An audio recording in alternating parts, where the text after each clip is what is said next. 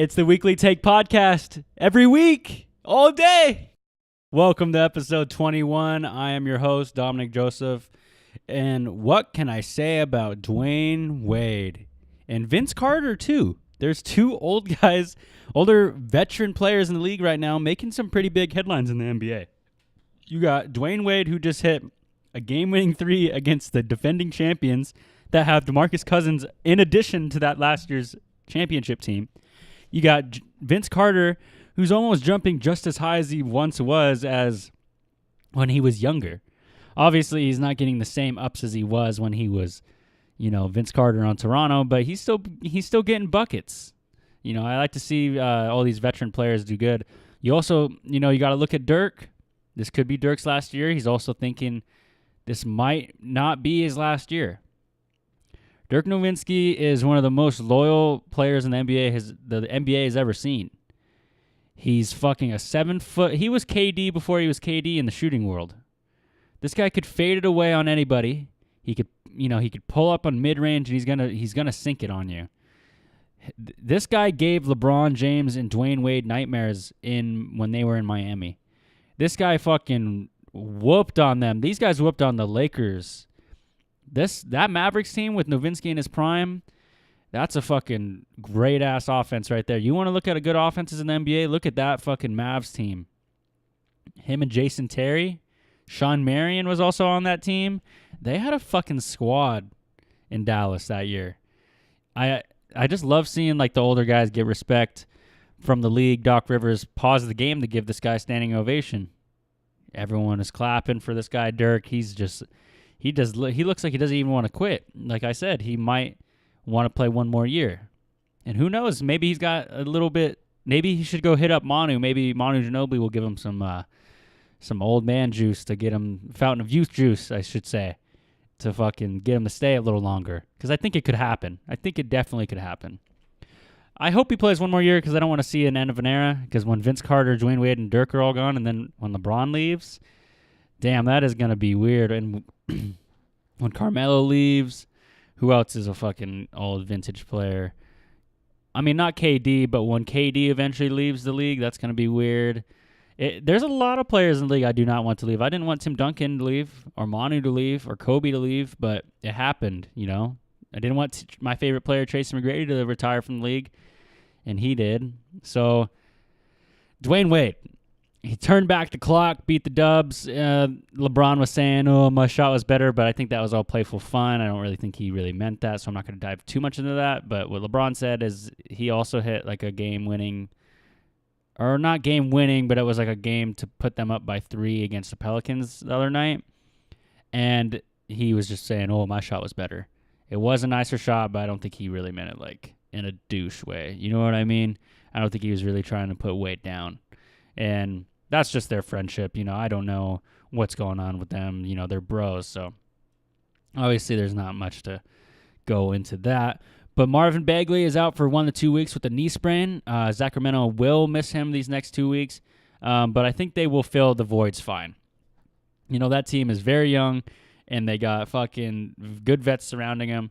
And I like their coach, too. He's doing a very good job in Sacramento with all those players because with that roster, you should be making some good moves. And they're definitely doing that. But to go back to the Lakers thing, they end up getting this win against the Pelicans. LeBron James hits the shot, and then the camera pans over to Anthony Davis, and he's making this eye look like, that's my teammate next year. Anthony Davis is definitely going to the Lakers next year. I'd be shocked to see if he doesn't. I say he goes to the Lakers or he stays. No, he's going to the Lakers. I almost say 90%, and then 10% is like any other team. Maybe Boston, because Boston can put together a package, and if Kyrie leaves, maybe they would want him even more. I don't know. Maybe he wants to go to a bigger market team, but I think he said he doesn't care what team he goes to. He's going to make the team marketable. He's made New Orleans marketable for dang sure. So, and then here's another thing in the NBA that's going on. Russell Westbrook was playing in a game, and there was like a loose ball, and he jumps to go get the ball, and a young fan touches him. And a lot of people are saying, it's just a kid. It's just a kid. Yes, he's right. And that's the reason why he acted the way he did. He was nice about it. He said, you can't be doing that. He told his dad that he can't be touching him. But you buy a ticket to go watch the game. You don't buy a ticket to go touch the players. So I get where Russell Westbrook stands with this, and I do agree with him, and he handled it pretty damn well.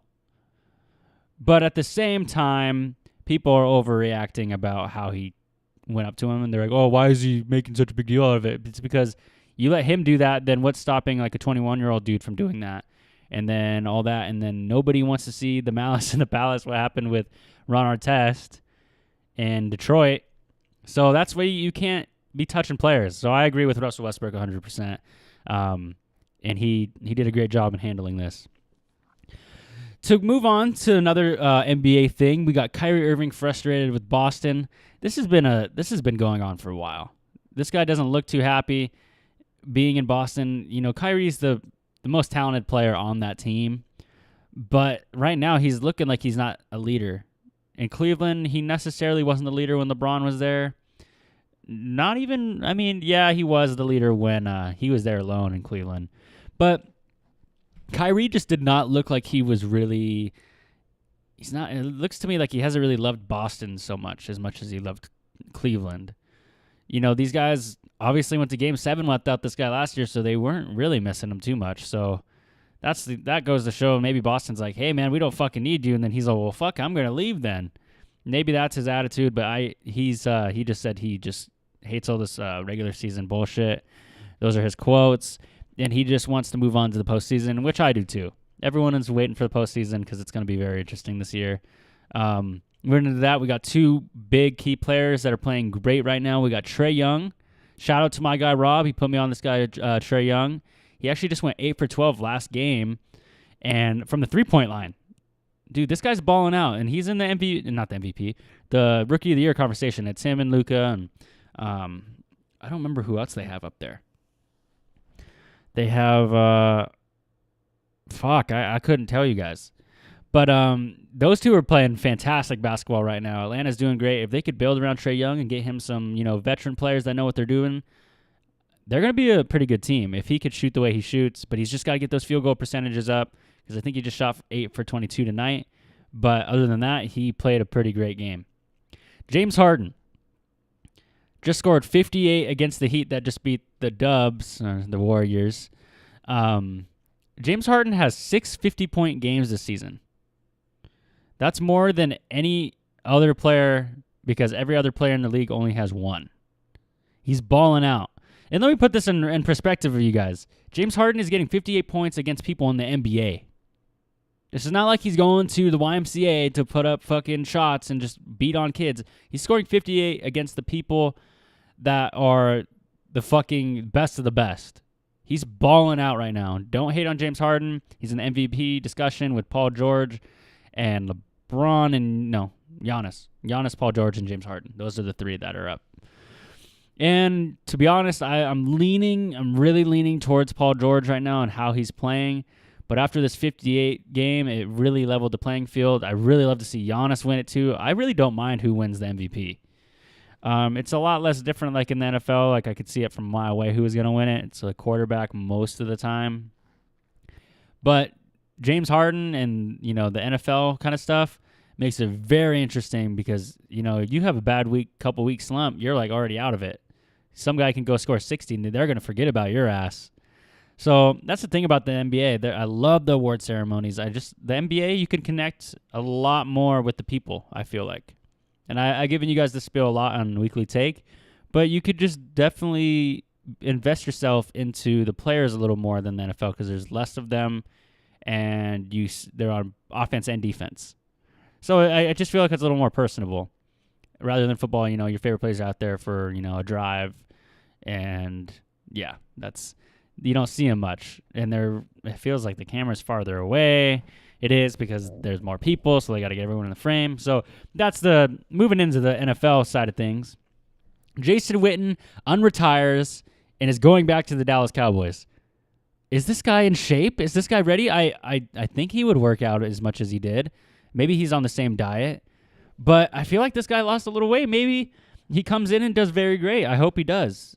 But I'm not really the biggest Dallas Cowboy fan. I'm more of a Ezekiel Elliott fan.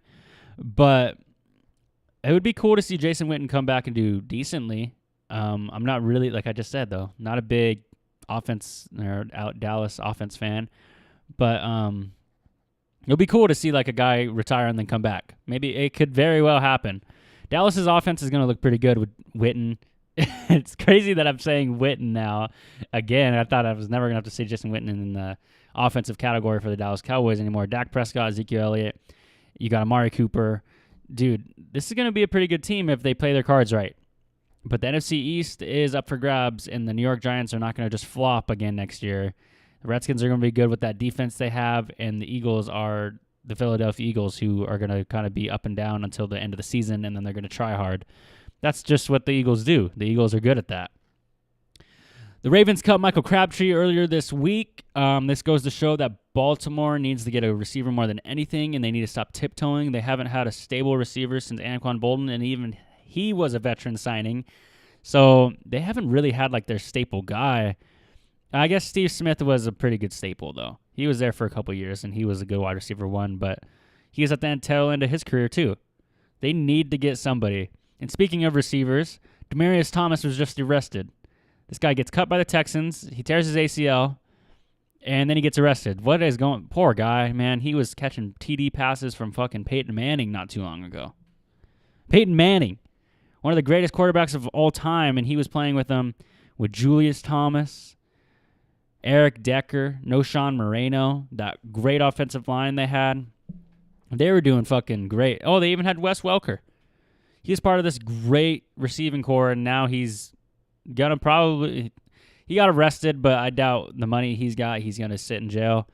But he's gonna really sit there and be like, what the fuck was I thinking? Eagles decide not to tag Nick Foles. What do I think about this? Nick Foles, he's a great quarterback, and he's done everything and more that the Philadelphia Eagles have asked of him. Do you tag the guy? You know, after how I've seen the Eagles play and how I've seen the offense move, you tag Nick Foles. You trade Carson Wentz. I'm sorry, Carson Wentz, and I'm sorry to all the Philadelphia Eagle fans, but Nick Foles has done a lot more for this city than Carson Wentz has. Yes, Carson Wentz got them to that point of the Super Bowl they won. He won them the games. Yes, he did. But Nick Foles won you the Super Bowl and played lights out to get you there. So I think you got to reward the man and give him the starting job and quit tiptoeing around. And if you were going to get rid of him, you should have got rid of him last year when you had great trade value for him right after the Super Bowl. You could have got 2 1s and 2 2s for him. Easy. But people didn't want to capitalize it because they didn't know about Carson Wentz, which I understand. But you got to definitely take Carson Wentz off the team and just trade him and keep the guy who's making the offense look more fun. Man, when Carson Wentz is out there, it looks really one-dimensional. Carson Wentz looks like he's not afraid to just ball out and throw the ball deep. I really like that about quarterbacks when they're ready just to fucking launch the fucking football 50 yards. No problem whatsoever. He will just lob it up there.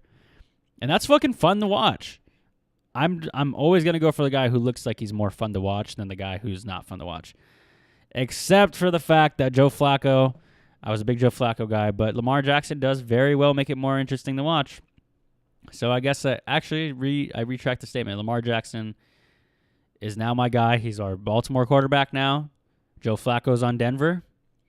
But I'm still going to respect my guy Joe Flacco, but I got to stand behind my guy Lamar right now. That's my guy. You know, I think he's going to do pretty well for the Ravens offense. I know I'm a Ravens fan and I like to talk to Ravens, but I have really good hope for this team this year. If they could get a good receiver in the draft, which I think is possible, they got Ronnie Stanley and Orlando Brown, senior or junior, on the offensive line with Marshall Yonda. Dude, they're going to get him some time this year. Gus Edwards is going to get some time, and Jordan Howard is on the free agent market. Baltimore brings in Jordan Howard. Chicago's not using him too much. They're using Tariq Cohen. Maybe we could get something going in Baltimore. Baltimore with Jordan Howard, Lamar Jackson, a good young rookie wide receiver. I think things are going to look good in purple next year. I definitely think the Ravens are going to look nice next year. You know who I also think is going to be nice next year? Obviously, Chicago. Seattle always has a very good upside. San Francisco. If they can manage to get AB with Jimmy Garoppolo, Jerick McKinnon, no, not Reuben Foster. He is on Washington now. But if they get AB and Jimmy Garoppolo, McKinnon, and their tight end, God, that is totally going to bother me. Greg Kittle, they're going to look good next year. NFC West could be more competitive next year. Seattle and 49ers games will be very interesting. Like I said, that's one of the most interesting games I've ever seen in my life, that NFC Championship back in 2015, when it was in CenturyLink and Richard Sherman tipped it to Malcolm Smith. One of the greatest plays I've ever seen in my life. And I'll never forget that. I was watching that at my cousin's house, actually. God, it was crazy. But speaking of NFC, the Minnesota Vikings are expecting big things from Kirk Cousins this year. Okay, yeah, so is everybody else in the fucking NFL. These guys just paid Kirk Cousins like $58 million guaranteed. He better be fucking being expected to do good. This guy right here couldn't even get a fucking division title. And you paid him $58 million? Oh my God, that is just fucking crazy. I am a big Kirk Cousins guy, I believe in the guy, but God, that's a lot of money. You know, I guess it makes sense, though, in the quarterback world that you got to pay these guys. Joe Flacco got paid a lot of money after he won a Super Bowl, but he did not win a division. Matt Stafford, I think, has at least won a division. Matt Ryan's been to a Super Bowl. Aaron Rodgers is Aaron Rodgers. Those guys are going to get their money. Does Kirk Cousins deserve that much money? I don't know. He is definitely like 3 steps better than fucking Case Keenum, though. That is damn sure. Case Keenum is over in Denver right now fucking butthurt because Joe Flacco is about to come in and ball out in Denver. You could write that one down. Joe Flacco is going to have a good year this year. Write this down on February 28, 2019. Dominic Joseph on Weekly Take said Joe Flacco is going to have a fantastic season in Denver. Not a lights-out season, but a better season he had in Baltimore the past 2 years. I truly believe so. Emmanuel Sanders and him are going to make a good duo. And then, God, what is his name? It's totally going to annoy me. I almost just said Peyton Hillis, and he was on the Cleveland Browns. Yeah, I totally blanked out on the Denver running back. Comment if you could fucking remember. I'm going to remember as soon as, like, the things start get going. But I remember he got really upset when he was playing Baltimore and he wasn't really tearing it up that well. He was looking like a bum. Baltimore's defense made him look small. He's a running back from Colorado. I know that. He played for Colorado. He's from Colorado. Yeah. Moving into that, the last thing I got for you guys today in the NFL, we got the Pats and the AFC North are off limits for the Antonio Brown trade. And do I blame the front office for saying this? They do not want to see AB come into the Steelers home turf and just tear them up because it's going to be all over the media and all that. I just don't get over it. You guys treated them bad. You guys should just deserve it. Be like, all right, fuck, we'll ball out against you even if you're not on our team. That's how you should treat it. Quit being fucking little brats and just fucking trade him to the team he wants to go to. If he wants to go to Baltimore and he wants to play you twice a year, I mean, I'm not going to complain. But quick fucking cry. I don't like that. Oh, well, we don't want to send him in the fucking NFC West. Nah. There could be more things that I don't understand why. Like maybe there's like more like something about contracts or something. Maybe. I don't know. But if there's nothing like that, quit being a brat. He's going to eventually play you. Say you pulled that division that you're playing, you're going to play him. So it's going to happen. So quit fucking being a brat and trade him to everywhere he wants to go. Le'Veon Bell could very well be a Baltimore Raven next year. I've been reading some buzz, some stories. Le'Veon Bell could be a Raven. That would be pretty cool. I just hope he wouldn't be a distraction, but I do not believe that he would. I think he would be a great player with Lamar, and I think he's a great running back, but again, the off-field things are a little annoying, but as long as he performs on the field, I don't really fucking care, to be honest with you. The AFC North is just looking like more of a thug fest. It's just like a thuggy division, and it's just the cards they were dealt, the players they get somehow are just always, I don't know, they're always like out of hand or something. It makes it a little more interesting, though. People fucking go to games to watch fucking fights. People go to things to see chaos. When you fucking pull off the street and you see someone getting a crash, you're going to look because you like to see the chaos. People like to see that kind of shit. So maybe it makes it a little more interesting. I remember the Seahawks were kind of thuggish a little bit in their Seahawks Super Bowl era run when they went 2 years in a row. After they lost to the Pats, they were pretty butthurt after that. But the teams was, those teams were pretty scrappy. That's a good word to say. They were more scrappier than most teams. Like the Pats they're not scrappy. They're just strictly just out there getting buckets. You know what I mean? But yeah, that's all I got for you guys in episode 21 today of the Weekly Take podcast. Sorry these episodes are getting a little shorter, but right now it's just I'm not really seeing any stories I could really elaborate on. But you know what I mean? But I've had a fantastic week, fantastic day, and I'm so glad I could come home and do this podcast for you guys. This has been the Weekly Take podcast, episode 21. Have a fantastic day.